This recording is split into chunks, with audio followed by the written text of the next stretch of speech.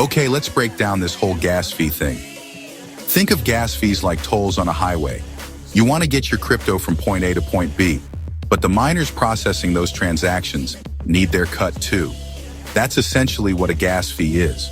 It's the cost of conducting a transaction or executing a smart contract on a blockchain. Now here's the thing. Every time you do anything on a blockchain, whether it's sending Bitcoin to a friend, swapping tokens on a decentralized exchange, or even minting your latest NFT masterpiece, you're going to run into these gas fees. These fees are paid in the blockchain's native cryptocurrency. So if you're on the Ethereum network, you're paying gas fees in ETH. On the Binance Smart Chain, it's BNB, and so on. The price of gas can fluctuate wildly, kind of like, well, actual gas prices. It depends on how congested the network is. Just remember, gas fees are a fundamental part of how blockchains work, and understanding them is crucial to navigating the crypto world effectively. So now you're probably thinking, why the heck do we even have these gas fees? It's like they're trying to take all my crypto. Well, as annoying as they can be, gas fees actually serve a few really important purposes. First and foremost, they keep the network secure. Remember those miners we talked about? They're the ones validating transactions and adding them to the blockchain. That takes a ton of computational power, and they need to be compensated for their work. Gas fees incentivize miners to keep the network up and running smoothly. Secondly, gas fees help prevent spam and network congestion. Imagine if sending transactions was completely free. Everyone and their grandma would be spamming the network, clogging it up like LA traffic on a Friday afternoon. Gas fees act like a toll road, deterring frivolous transactions and ensuring that only the most important ones go through. Now that we know why gas fees exist, let's look at how they actually work. It's a little technical, but don't worry, I'll keep it simple. Think of gas as a unit of measurement for the computational effort required to execute a transaction or a smart contract on the blockchain. The more complex the transaction, the more gas it consumes. Let's take Ethereum as an example since it's notorious for its gas fees. On Ethereum, you have two main components to consider: gas limit and gas price. The gas limit is like setting a budget for your transaction. It's the maximum amount of gas you're willing to spend. Gas price is what you pay per unit of gas, measured in gigaway. The higher the gas price you set, the faster your transaction is likely to be processed, as miners are incentivized to pick up transactions with higher rewards. Let's talk about why gas fees seem to be on a roller coaster ride, constantly going up and down like the stock market. Buckle up because a few factors are at play here. First up, we've got network congestion. This is probably the most significant driver of gas fee volatility.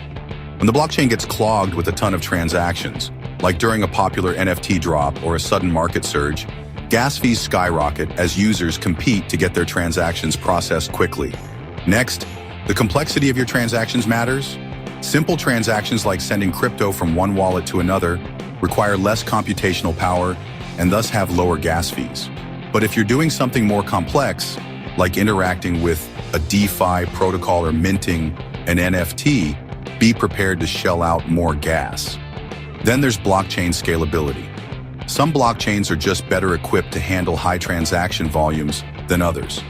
Ethereum, for example, has struggled with scalability, leading to those infamous high gas fees.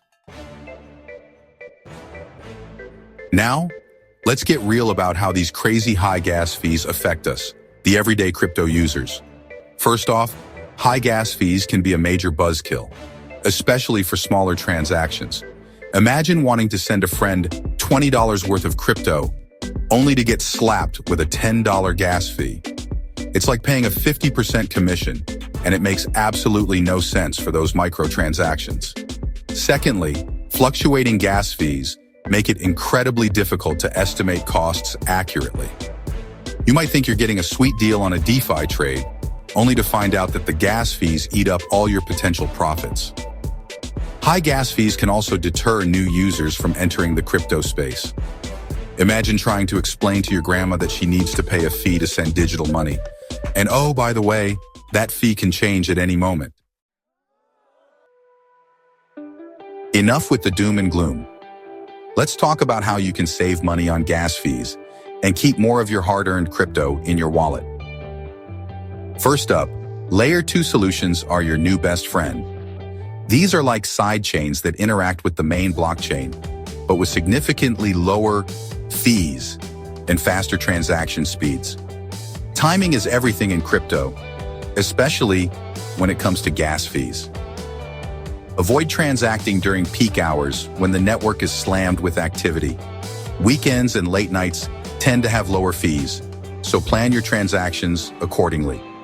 Next up, optimize your transactions. If you're making multiple transactions, see if you can bundle them into one to save on gas. And when interacting with smart contracts, choose those that are optimized for gas efficiency. Don't be afraid to explore alternative blockchains with lower fees. Let's do a quick rundown of gas fees on some of the most popular blockchains out there, just so you can get an idea of what to expect. Ethereum, as we've already established, is notorious for its high gas fees. It's like the luxury car of blockchains, powerful but expensive to maintain. However, Ethereum is still the leading platform for dApps and DeFi, so those high fees come with a thriving ecosystem. Binance Smart Chain, or BSC, is like Ethereum's more affordable cousin. It offers significantly lower fees and faster transaction speeds, making it a popular choice for budget-conscious users and developers. Solana has gained a lot of traction for its lightning-fast transactions and incredibly low fees. It's like the Tesla of blockchains, sleek, innovative, and surprisingly affordable. Polygon, previously known as Matic Network, and others like Optimism and Arbitrum, are Layer 2 scaling solutions for Ethereum. It's like adding a turbocharger to your car. You get all the benefits of Ethereum, but with faster speeds and lower costs. So, what does the future hold for gas fees? Will we be forever at the mercy of these fluctuating costs? Well, the good news is that the crypto world is constantly evolving, and there are some exciting developments on the horizon. Ethereum 2.0, the much-anticipated upgrade to the Ethereum network, promises to address the scalability issues that have plagued the platform for years. With its shift to a proof-of-stake consensus mechanism and the implementation of sharding, Ethereum 2.0 aims to significantly reduce gas fees and increase transaction throughput. Layer 2 solutions, as we discussed earlier, are also playing a crucial role in mitigating gas fees. Developers are also exploring alternative consensus mechanisms, such as proof-of-stake and delegated proof-of-stake, that are more energy efficient and cost-effective than proof-of-work, potentially leading to lower fees for users. Dynamic pricing models are another area of innovation. All right, guys, that was a lot of information about gas fees. Let's wrap things up with some key takeaways. First and foremost, remember that gas fees are an integral part of how blockchains work, and they're here to stay. But that doesn't mean you have to accept them blindly. By understanding how gas fees work and implementing some smart strategies, you can minimize their impact on your crypto journey. Timing your transactions strategically can save you a significant amount of money. Avoid peak hours like the plague and opt for weekends or late nights when the network is less congested. Explore Layer 2 solutions. These are your best bet for enjoying faster and cheaper transactions without compromising on security or functionality.